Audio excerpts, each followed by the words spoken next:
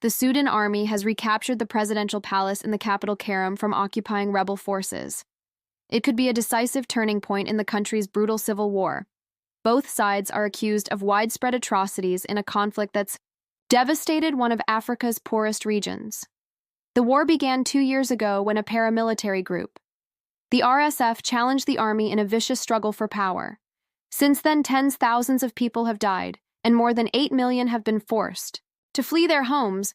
Our correspondent Barbara Plett Usher reached Khartoum as the army gained control, and has sent this report hands up and triumphant, seizing back Sudan's presidential palace, an important symbol of power inside remnants of heavy fighting against the paramilitary RSF. Now the army's recaptured much of Khartoum's strategic center. We were given access as the military launched this offensive. These troops are heading into the battle zone in Khartoum, says the army, to carry out a special operation against RSF fighters there.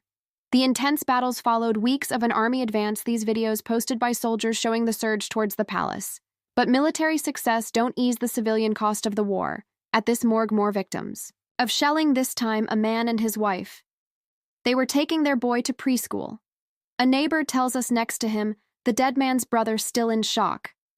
This neighborhood is in the line of fire between the army and the RSF.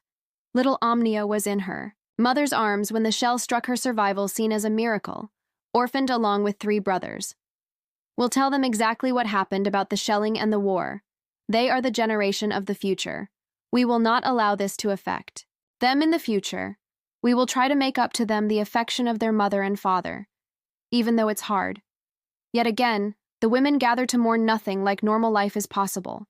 They tell me we wake up and fall asleep to the sound of chilling. The children are always in a state of terror. We are always in a state of sadness. The scale of death is measured by the expanding graveyard.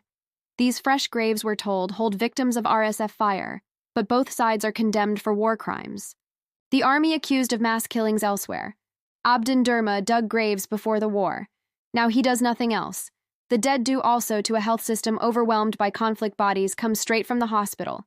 He says 25, 30, sometimes 50 per day. There's no time to sleep until the last body is buried, and then I sleep for half an hour or 15 minutes until they get another call.